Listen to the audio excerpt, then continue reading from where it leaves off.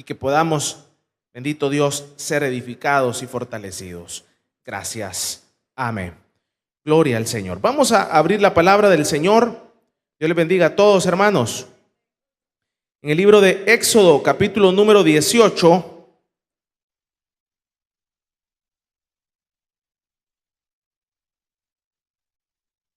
Éxodo, capítulo número 15. Vamos a leer esta tarde. Sean bienvenidos todos los que nos sintonizan. Es una bendición el poder estar juntos, reunidos todos. Gloria al Señor. Cuando lo tengan, dan un fuerte amén. Dice el versículo número 22. Dice: e hizo Moisés, 15:22, que partiese Israel del mar Rojo, y salieron al desierto de Shur, y anduvieron 3 días por el desierto sin hallar agua. Y llegaron a Mara, y no pudieron beber las aguas de Mara, porque eran amargas. Por eso le pusieron el nombre de Mara. Entonces el pueblo murmuró contra Moisés y dijo: ¿qué hemos de beber? Amén. Cierre sus ojos. Tome sus asientos. Ya oramos. Vamos a meditar en esta porción.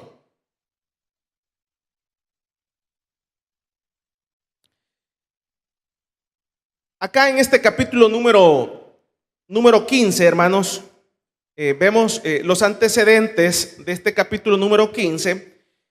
Es muy referente al pueblo de Israel. Recuérdense que el pueblo de Israel había estado en una esclavitud por más de 400 años. Esta esclavitud, la cual ya en ese contexto, ya ellos no creían que pudiera alguien liberarlos de esa esclavitud, pero a pesar de toda esa incredulidad de parte del pueblo de Dios, Dios en su momento y en su tiempo levantó a un Moisés para liberar a este pueblo. Algo que parecía imposible se vuelve posible. Este pueblo experimenta ese milagro imposible, algo que no era ya viable. Ya habían pasado muchas generaciones.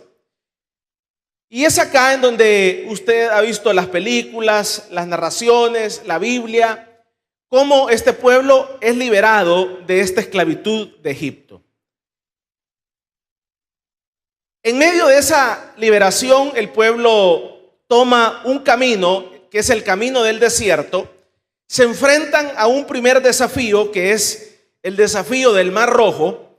Y en ese desafío del Mar Rojo, Dios empieza a manifestar su bondad, su fortaleza. Empieza Dios a bendecirlos. Y en medio de aquella situación en la cual ellos estaban enfrentados y atrapados entre Pihajerot y esas montañas, el nombre de esas montañas, entonces, en medio de ese escenario de un imposible, de nuevo, el Señor hace un milagro. Y el milagro que Dios hace es que ese mar lo convierte en un camino.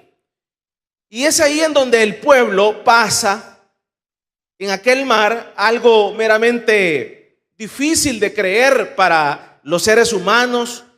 Por ejemplo, la vez pasada escuchaba un comentario, un documental de creo que History Channel o Discovery, que hablaban acerca de que ese no había sido un milagro, sino que en aquellos entonces ese mar se secaba, y a eso ellos le atribuyen este acontecimiento. Pero la mayoría de estos canales, ellos usan mucho la razón, y todos los milagros tratan de racionalizarlos, encontrarles una salida. Y cuando uno intenta racionalizar los milagros de Dios, nunca vamos a llegar a ningún punto, porque realmente los milagros de Dios y el poder de Dios no se puede entender. O sea que Dios sana de sida, sana de cáncer, pone corazones nuevos, abre mares.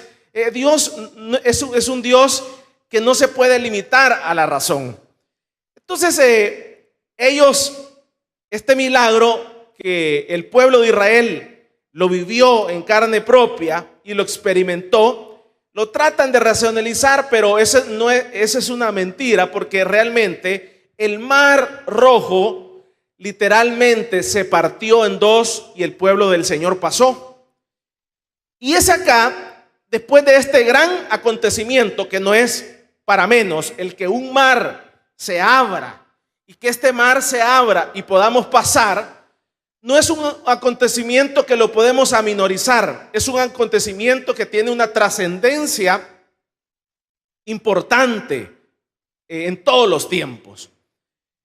Después de este acontecimiento, que el pueblo del Señor pasa el desierto, pasa el mar Rojo, mediante ese milagro que Dios les hace, empiezan a caminar un día, 2 días y 3 días. El pueblo del Señor llevaba 3 días. Y es en medio de ese caminar de 3 días que el pueblo encuentra una fuente de agua. Y es en medio de esa fuente de agua, dice acá, de que por supuesto todo caminar por el desierto trae sed.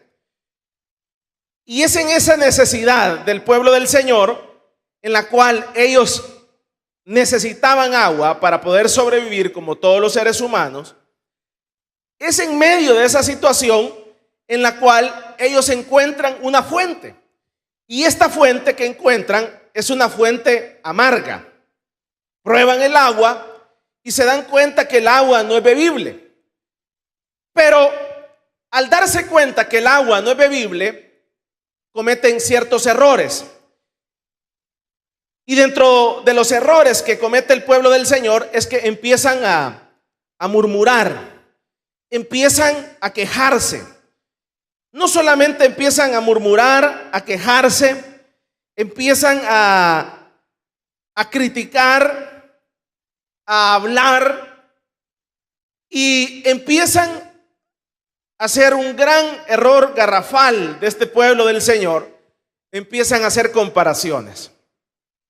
Y usted recordará cómo este pueblo se caracterizó con ese tipo de comparaciones. Empiezan a recordarse de lo supuestamente bien que estaban. Empiezan a recordarse de la esclavitud. Empiezan a recordarse de aquellos tiempos en donde ellos eran esclavos, y empiezan a hacer esa comparación y empiezan a llegar a una conclusión. Y a la conclusión que llegan es que ellos estaban mejor cuando eran esclavos. Vea qué error que se comete. Eso es como cuando se dice que uno empieza a hacer ese tipo de comparaciones sabiendo que se estaba mal en el tiempo de la esclavitud. Y es acá en donde empiezan a criticar, a murmurar, a quejarse, a comparar. Pero pareciera que todas estas actitudes que empieza a desarrollar el pueblo de Israel eran valederas, eran justificantes, todo este tipo de actitudes, porque habían encontrado en esta ocasión algo amargo, un agua que no se podía tomar. Entonces eso es como, para que lo ejemplifiquemos, como cuando nosotros nos encontramos con algunas situaciones amargas. Entonces justificamos y empezamos a decir, realmente empezamos a hacer ese tipo de comparaciones con nuestro pasado, con nuestra esclavitud, y empezamos a ubicar, y como que esta situación, este presente que nosotros estamos viviendo, que ellos están viviendo un presente de un agua amarga que no podía ser bebible, como que esto justifica la comparación, como que esto hace que el pasado que nosotros como pueblo del Señor vivimos era mejor a este presente. Entonces usted ve cómo este pueblo empieza a murmurar de estas aguas y empiezan a exigir un milagro. Empiezan a exigir un milagro. Ese es otro error. En medio de esta situación empiezan a exigir otro milagro. Y acá lo podemos leer en el versículo número 24. Dice: entonces el pueblo murmuró contra Moisés y dijo: ¿qué hemos de beber? Y dice que el versículo número 25: y Moisés clamó a Jehová, y Jehová le mostró un árbol y lo echó en las aguas, y las aguas se endulzaron, y ahí les dio estatutos y ordenanzas, y ahí los probó. Otro error. ¿Por qué ese error? Porque empiezan a exigirle a Moisés un milagro cuando no había necesidad de hacer un milagro. No existía la necesidad de llamar a Dios para que Dios les hiciera un milagro. ¿Y por qué no había la necesidad? Primeramente, ellos hace 3 días habían pasado el Mar Rojo. Tenían 3 días exactamente de haber pasado el Mar Rojo. Entonces todavía estaba aquel escenario en donde Dios había abierto el Mar Rojo. Y estar molestando al Señor, estar quejándose a 3 días de camino de ese gran milagro, era algo que no cabía, que no cabía. Y para que lo entendamos, era un tremendo error estarle pidiendo al Señor un milagro en este escenario, porque nadie les había dado la orden de que acamparan ahí. O sea, para que usted lo entienda, pasaron 3 días y después que pasan 3 días, ellos tenían sed. Pero en ese caminar de esos 3 días, encontraron una fuente de agua. Y la fuente de agua era una fuente de agua amarga. Entonces ellos lo que hicieron fue que acamparon ahí. Entonces nadie les había dicho que se quedaran a vivir ahí, para que lo entendamos. Nadie les había dicho, Dios no había hecho un milagro y les había dicho: miren, señores, después de 3 días van a encontrar un agua amarga y ahí yo lo voy a tener. O sea, Dios, no les había dicho eso. O sea, simplemente ellos llevaban 3 días de caminar, encuentran agua, hacen la casa ahí, acampan ahí, beben del agua, se dan cuenta que el agua es amarga y empiezan a murmurar, empiezan a quejarse, empiezan a hablar de Dios, empiezan a comparar a Dios, empiezan a decir que estaban bien cuando ellos estaban mal. ¿Quién les había dicho que acamparan ahí? Nadie. Dios no les había dado esa orden. Pero es ellos que habían en ese caminar, se habían detenido ahí y habían hecho de ese lugar su casa. Es acá en donde uno debe de entender los tiempos, debe de entender la cronología, debe de entender los escenarios. Y usted ve todo el berrinche que arman, todo el escenario y todo el drama que arman contra Dios, quejándose inútilmente de algo que no era viable.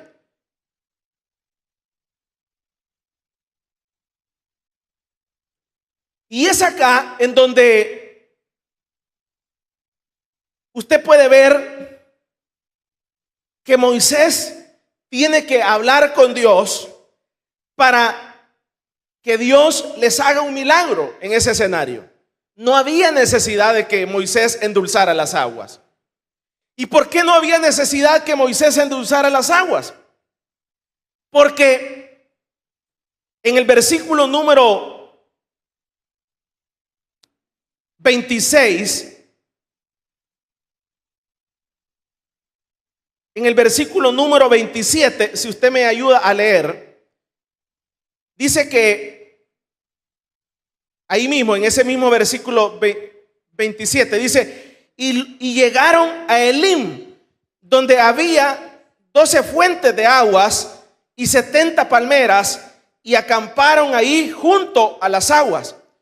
O sea que no había necesidad de molestar a Dios, no había necesidad de que Moisés hiciera ese milagro que endulzara las aguas, no había necesidad de quejarse, no había necesidad de hacer una comparación de su pasado con su presente, porque solo era cuestión de caminar un par de días más para encontrar 12 fuentes de aguas dulces. Y no solamente 12 fuentes de aguas dulces, sino que además cubiertas de palmeras. Vamos a darle un fuerte aplauso pues al Señor esta tarde.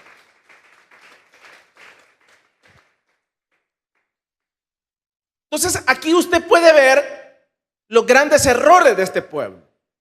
No había ninguna necesidad.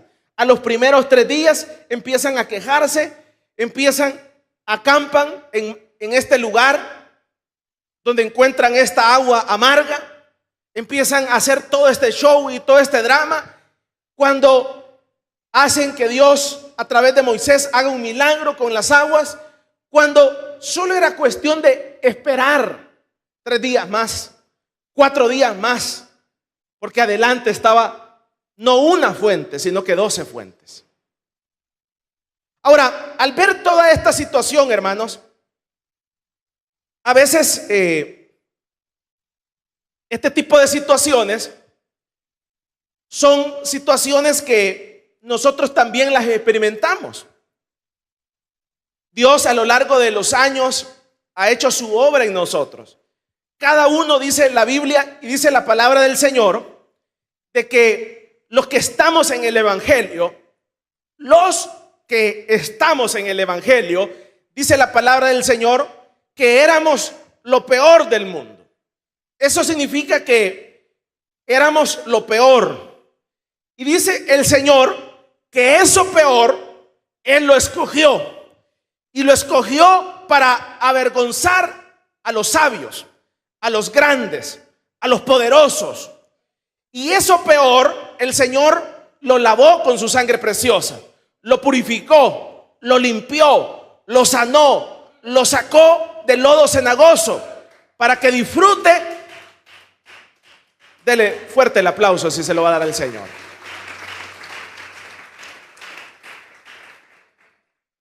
Para que disfrute de la libertad que da Dios. Entonces, ¿cuál era nuestra esclavitud? La única excepción a lo peor son todos aquellos que han nacido en el Evangelio.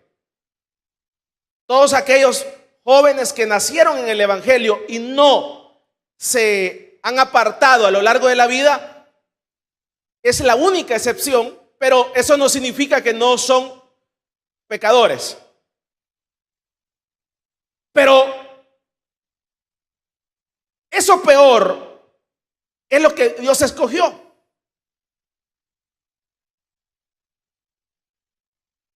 Prostitutas que no encontraban una forma de ganarse la vida, atrapadas en ese dinero fácil.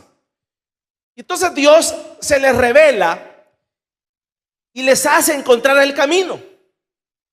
A muchas de ellas hoy hasta están casadas, ya hoy en el Evangelio, con hijos, familias hermosas, pero vienen de un pasado, de una esclavitud complicada, ex mareros, ex asesinos. Por ejemplo, yo he escuchado testimonios de hermanos, no le puedo decir quiénes son, pues, porque no se va a querer sentar a la par de ellos nunca. Pero hermanos que dicen, mire hermano, fíjese que yo, cuando estaba allá afuera, en la esclavitud del pecado, me había acostumbrado tanto a la sangre que no podía dormirme si no había matado una persona. Todos los días mataban uno, a quien pasara. Y es ahí en donde hay personas que, como le digo, son esclavitudes. Y usted puede decir, ¿cómo puede ser alguien tan malo? Es que el problema es que Satanás subyuga, Satanás esclaviza. El pecado esclaviza a los seres humanos. ¿Usted cree que una prostituta no quiere salir de ahí? Ellas añoran salir de ahí. Se sienten súper mal después de cada situación. Pero Satanás esclaviza. El adúltero, por ejemplo, una ocasión hablando con una persona que tiene mucho dinero, me dice, mira, Jorito, me dice, es que esto me dice, esto es algo que no lo puedes entender, me dice. Él tiene como unas 80 propiedades, para que tenga una idea, para que vea el nivel de millonario que es. Todas alquiladas, más de $2,000 o $1,500 cada una.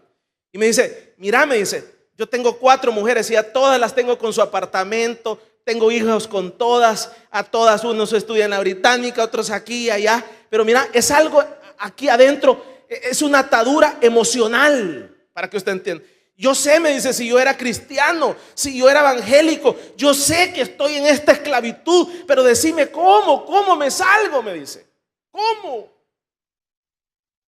Si la gente está consciente, como le digo de este millonario, está consciente que está adulterando continuamente. Y él dice, yo por lo menos si me muero, yo sé que me voy al infierno, me dice, pero por lo menos ahí ellas van a quedar bien, me dice. O sea, el esclavo está consciente que está subyugado por el enemigo. No es que uno no está consciente. Pero ese tipo de cadenas, solo la sangre del Cordero es el único antídoto que pudo liberarnos y cortarlas, cada una de ellas, y hacernos una nueva persona.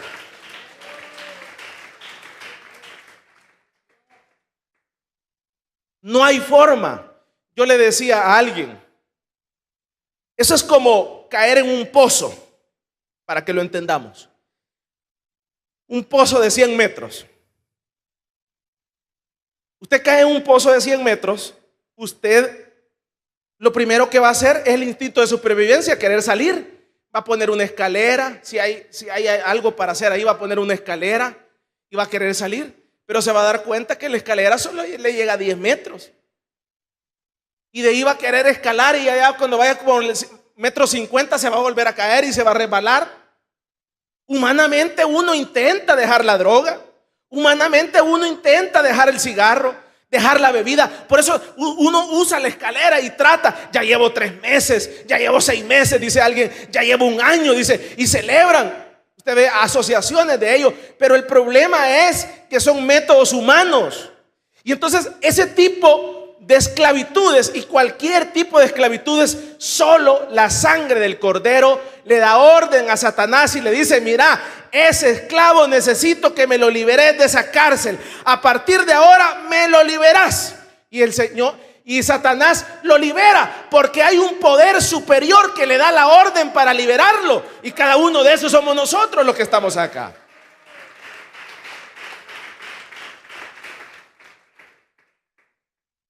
Yo he visto personas con cirrosis ya en el hospital.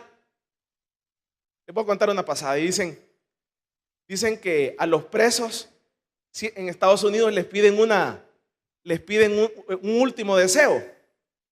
¿Han escuchado eso ustedes? Y entonces dicen que a los que ya los van a matar en la horca o entonces inyección letal, y les piden un último deseo. Entonces dicen que los presos ya en eso, ¿qué fue el último deseo? Dicen, tráiganme una hamburguesa con papas fritas. Y ahí usted los ve con la hamburguesa con papas fritas acabándose. La última comidita. Pero me da risa a mí porque yo he visto personas con cirrosis en esa etapa que ya no tienen hígado. Y el último deseo no es una hamburguesa. El último deseo es: tráigame el último tapi, le dice. El último, aquí. ¿Cree que alguien puede estar cuerdo, hermano?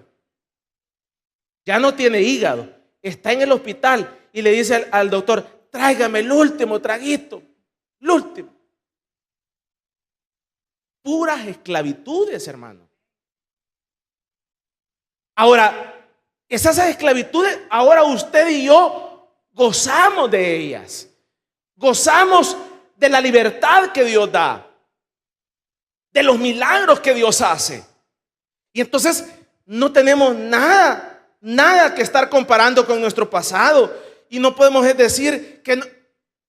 Voy a seguir insistiendo. Hay hermanos acá que cuentan, que dicen que dormían en una cuneta con una piedra en la boca. Levante la mano, ¿quién fue ese? No la levante. Para que vea hasta dónde lo hace morder el polvo Satanás a uno. Satanás no tiene pactos con nadie. Usted no puede hacer trato con Satanás que le va a respetar el pacto, porque Satanás, su naturaleza es matar, hurtar, destruir, matar al ser humano, porque nos detesta. Y entonces, pero a pesar de ello, usted y yo por muchos años hemos vivido gozando de la libertad que Dios da. Denle un fuerte aplauso pues al Señor.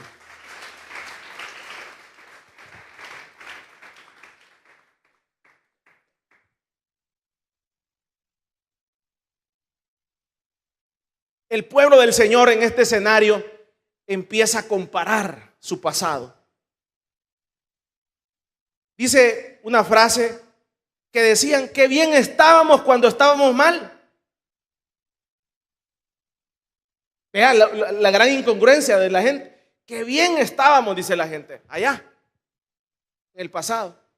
Pero eso no solamente el pueblo de Israel, sino que dentro de la iglesia hay mucha gente que prefiere no estar en un culto y estar allá con los vagos de la colonia, tomando. La gente empieza a hacer comparaciones dentro del pueblo de Israel. Y yo siempre lo he ejemplificado. Cuesta a uno entender lo que dijo el salmista: es mejor un día en tu atrio que 1000 fuera de ellos. Eso cuesta entenderlo. Yo tuve una experiencia en Guatemala. A nosotros nos secuestraron, nos llevaron y nos iban a matar hace 8 años. Y ahí en medio de esa oscuridad, ya cuando nos iban a matar, nos metieron una bolsa a la cabeza, sin zapatos y todo, en una finca.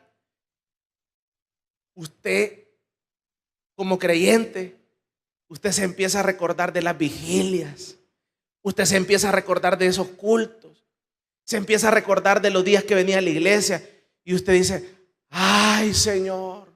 Y con el fusil del hombre aquí, mire, un M16 aquí atrás, boca abajo, y con el pie, la pata del pie me la tenía en la cabeza. Ay, usted dice: ay, cómo quisiera estar una vez más en la casa de Dios. Señor, concédeme una vez más.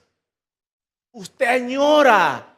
No anda con cosas que mucho calor, que no sé qué, que no sé cuánto. Y usted empieza a literalmente a saborear lo que significa estar en la casa de Dios.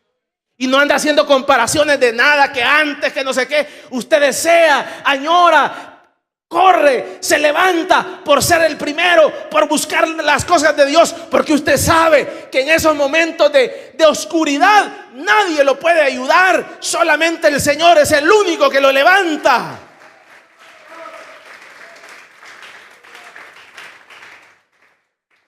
Ay, pero cuando uno no ha pasado estos procesos, hermano, va a servir. Fíjese que ahora tengo sueño, hermano. Mi hermano, ahora le va a tocar. Fíjese que ahora no puedo, hermano. Y uno dice: dale, seguí, hermano. Ojalá nunca te vaya a entrar en un proceso de Dios. Ay, mira, y ahora va a ir a hacer la reunión. Fíjese que no puedo, está muy cara la gasolina. Y empieza uno como que no estamos muy conscientes. Pero como le digo, cuando uno ya está consciente de esto, uno entiende que estos momentos son los mejores momentos. Porque el cuerpo se compone cuerpo, alma y espíritu. Para que lo entendamos. Al cuerpo usted le dio de desayunar o le dio de almorzar, pero el alma también almuerza y desayuna. Y entonces cuando el alma no ha desayunado, es esa desesperación que usted le agarra, para que usted lo entienda. Es la llamada ansiedad que le llamamos. Empieza usted a sentirse ansioso porque el alma no ha comido, para que lo entendamos. Y entonces uno lo que hace es meterse una pastilla. No, agarre la Biblia. Uno lo que hace es, me voy a comer una hamburguesa, tal vez con esto se me quita. Y peor, se revienta uno con la panza porque esa ya comió. Es buscar de las cosas de Dios. Y cuando usted lee la Biblia, busca de Dios, ora, busca la obra de Dios, usted siente algo en el interior que usted ya desayunó, que ya usted almorzó, y de su interior brota la paz que el Señor le da al creyente. Denle un fuerte aplauso pues al Señor esta tarde.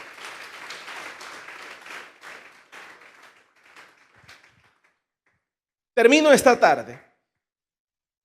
Eso es lo que Dios ha hecho en nosotros y uno tiene que estar consciente de ella, de esta realidad, que Dios nos ha liberado de las esclavitudes. La única excepción son los que ya le mencioné. Ahora, al pueblo del Señor, sin duda nosotros estamos en un desierto, es un desierto. Y cometemos el mismo error del pueblo de Israel.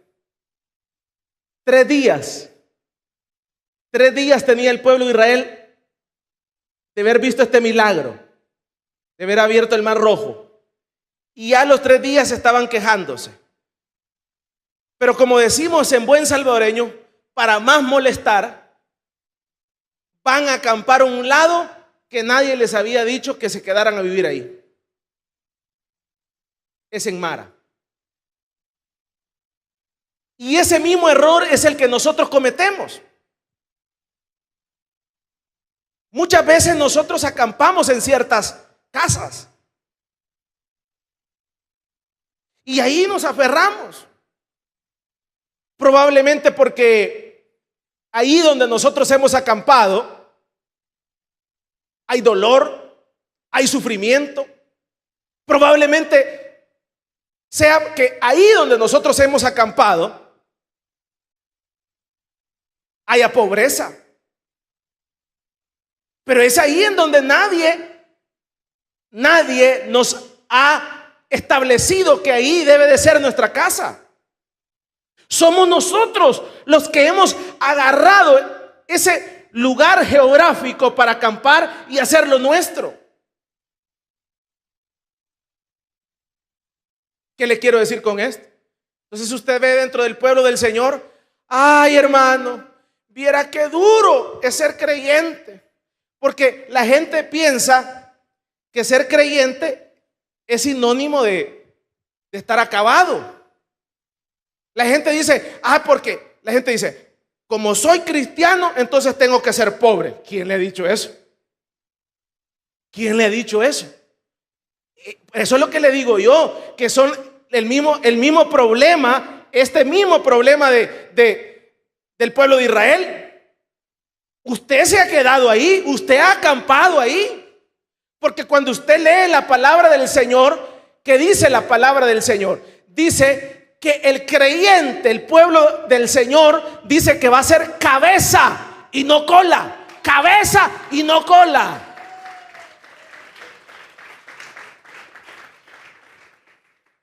Y no solamente eso, le agrega, dice, no vas a ser cabeza y no cola. No vas a andar pidiendo prestado, sino que tú mismo vas a prestar. ¿Qué le parece? Pero eso difiere con nuestras vidas. En la iglesia encontramos gente murmurando porque yo soy evangélico y por eso soy pobre, hermano. Yo soy evangélico y por eso me tengo que morir de esta enfermedad. Es que tú has acampado ahí. Dios no te ha mandado a acampar ahí. Sí, la pobreza es dura. Si usted le habla a una persona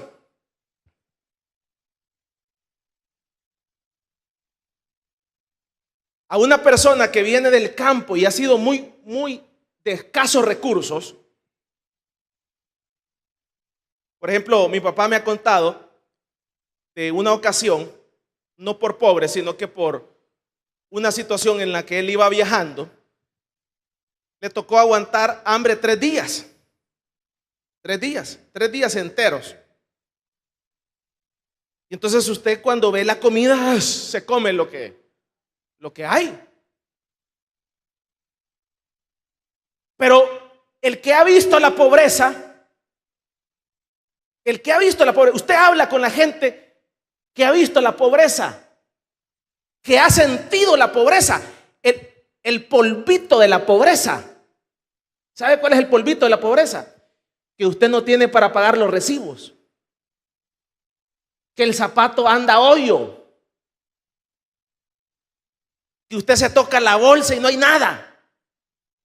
Ese polvito de la pobreza, ese polvito es un polvito amargo, duro, difícil. Le da una gran ansiedad, una gran sed a uno, que no tiene trabajo, que no tiene para esto, que no tiene para esto otro. Ese polvito de la pobreza, cuando usted habla con gente que ha salido de ahí, hacen una promesa a ellos y dicen, jamás. Y así hacen esos millonarios que usted ve y le dicen, mira, jamás, primero muerto y no regreso a ser pobre, dicen. Aló, primero muerto y no regreso a ser pobre, te dicen. Me dijo uno, yo agarro un canasto de tomate y con eso hago pisto, me dice. Pero nosotros no, nosotros como somos hermanos, somos evangélicos, nos han dicho que tenemos que hacer voto de pobreza, que no sé qué, que no sé cuánto. No, uy.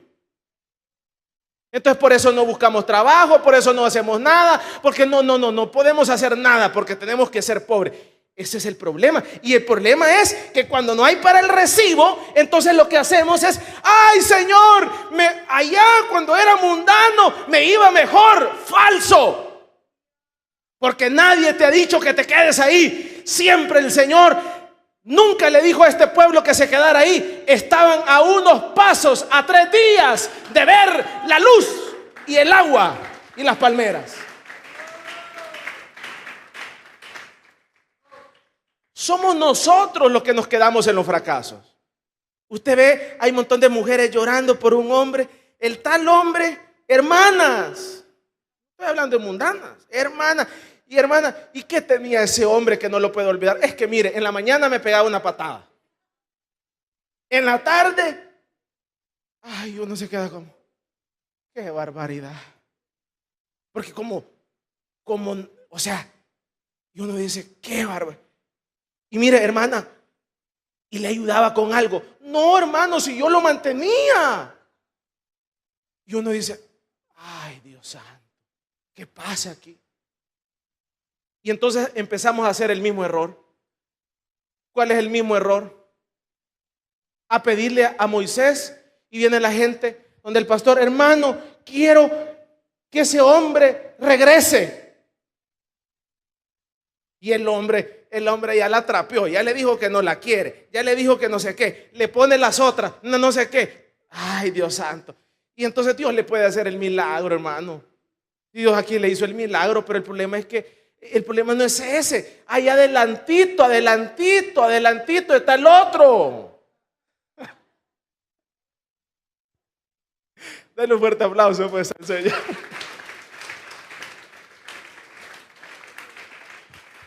A 3 días de camino. El punto es que uno se queda en el fracaso ahí. Usted ve, no le damos vuelta a la hoja cuando hay que darla. Hay veces no hay que darla, pero hay veces nosotros nos quedamos clavados ahí en Mara. No, ahí nos quedamos. Y ya después hay hermanos que hasta se cuelgan. Qué galán que solo llorando, como dice la hermana. Hay unos que se cuelgan. Imagínense. ¿Qué le quiero decir? Ahí está en el fracaso, que esto, que el otro. No, es que yo nací para sufrir. Y ahí van a buscar una mundana y ponen una. Es que nosotros nacimos para sufrir.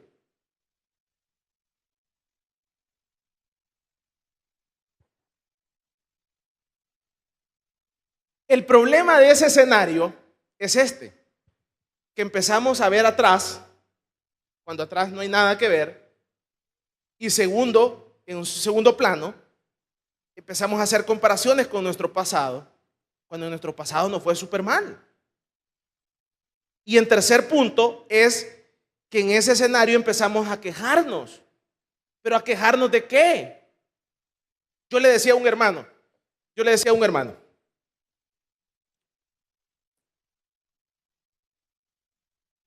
haga números, le digo.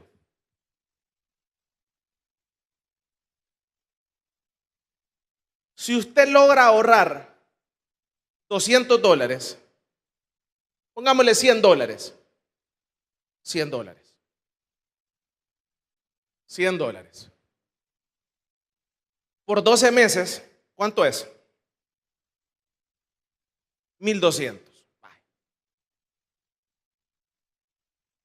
$1,200. Si usted logra ahorrar con lo que ya tiene $1,200 en el año, ¿cómo? Sí, hay que socarse el cincho, hay que dejar comer pupusas. ¿Cómo? Deje de comer pupusas, sencillo, un año va a dejar de comer. Y coma más verdura. Y le digo, usted ya tiene esos 1,200 al final de año. Y usted viene, estos 1,200, los pone en la mano de Dios y le, oiga bien esto, y le dice, Señor, dame la inteligencia para que estos $1,200 me produzcan el 30% mensual. ¿Cuánto sería el 30% mensual? Un matemático.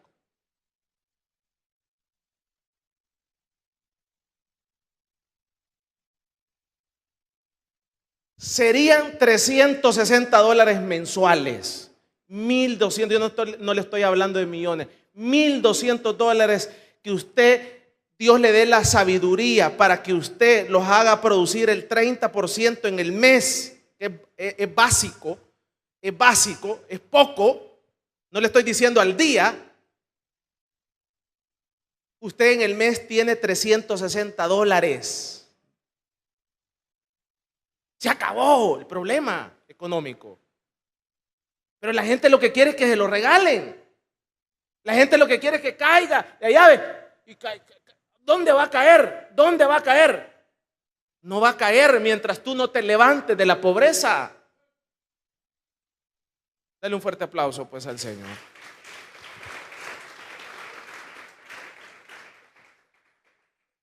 Un día de estos estaba haciendo números y me gustó porque alguien dice, no se puede, eso es imposible, hermano. Entonces hablaba con uno que vende aguas ahí en la calle y me dice que él compra ese voladito, le sale a $2 el 12 pack de agua. A $2 le sale el grandecito. Entonces lo que él hace es compra 2 en el día, como que la vende como a 60 centavos en la calle, y él ya en la tarde, él invierte $8 en el día, pues para que lo entendamos, y ya en la tarde él lleva $12. De los 8 pesos le saca $12 libres. Inteligente, pues. Hay otro hermano que se va allá a Primark a comprar dulces y vende dulces en los buses. con 8 pesos, hermano, y se ríe. Mire, estos 8 pesos me dan 30 pesos en el día. Es que el problema es que nosotros estamos ahí apoltronados en la pobreza y no, Señor, Señor, obra. Hay que levantarse, hay que sacudirse el polvo y decir: tú has dado una promesa sobre mi vida. Yo no puedo estar dependiendo del gobierno, no puedo estar dependiendo de mi papá, de mi mamá, de nadie. Tú me tienes que bendecir. Dejo de ser estéril. Y el Señor va a empezar a bendecirte.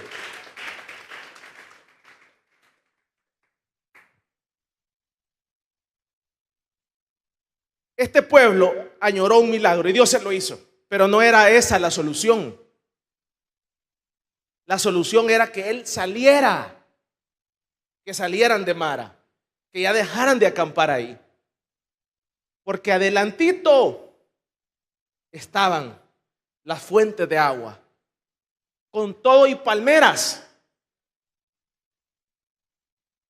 Cuando lleguemos a esa eternidad, hermanos, cuando lleguemos a esa eternidad,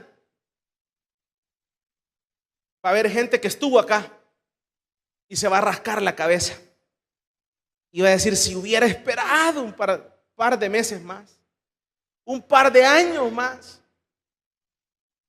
si hubiera tenido paciencia, va a decir la gente. Cuando nos vean a nosotros, ya no en esas 12 fuentes, cuando nos vean allá en esa eternidad, cuando allá nos presentemos en esa eternidad, en ese cielo, en ese escenario de gloria, en ese escenario cuando a usted lo llamen y le digan: venga don Juan tal, y usted se presente. ¿Qué hizo allá en la tierra? Allá en la tierra lo que hicimos fue servirle al Señor. Querido Señor, yo fui diácono en Misión Evangélica El Remanente, fui músico, fui pastor, estuve a cargo de tal área, esto otro, lo hice con todo mi amor y con todo mi gozo. ¿Qué más hizo allá? Además, predicamos el evangelio durante 20 años. Hicimos esto, hicimos campañas, hicimos acá, hicimos esto acá. ¡Ah, qué bueno! En lo poco fuiste fiel. Venga para acá, lo vamos a poner en esta parte.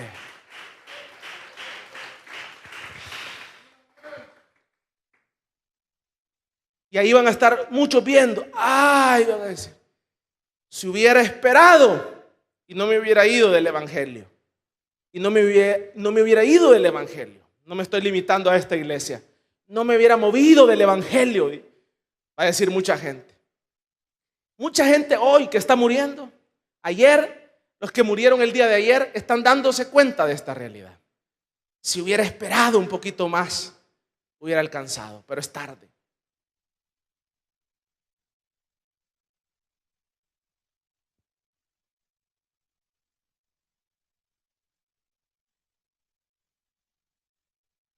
Esa enfermedad no lo puede matar. Tiene que levantarse, sea lo que sea. Hermano, pero que mire, lo que yo tengo es SIDA. No importa. Es que ya no le estoy diciendo que el Señor es poderoso para sanar cualquier tipo de enfermedad, pues. Es que mire, es que yo fui mundano con un montón de mujeres y por eso me dio SIDA. No importa que Dios ha hecho una promesa. Borrón y cuenta nueva. A partir de que usted se entregó al Señor, es como un carro que le pusieron el kilometraje a 0. A partir de ahí cuenta. De ahí para atrás, Satanás lo acusa a uno, le trata de dañar la moral, pero es ahí en donde el hijo llega allá donde el padre y le dice: yo ya pagué por cada uno de esos pecados, Señor. Así que no tienes por qué señalarlo ni culparlo, Satanás. El Señor nos ha liberado de toda culpa pasada. Sí, porque el que ha estado en ese tipo de pecados, Satanás lo culpa continuamente. Y eso no lo hace avanzar. Y es ahí donde usted tiene que presentarle la sangre del cordero. Es como cuando, para que lo entendamos, es como cuando a alguien ya lo condenaron a un delito y salió y hizo los 10 años.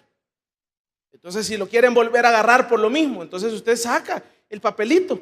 Mire, yo ya pagué por eso. Entonces usted saca y dice: mire, Yo no pagué, fue Cristo el que pagó por mí en la cruz del Calvario. Así que no tiene nada por qué estarme señalando que yo era una prostituta, que yo era esto otro. Ya no.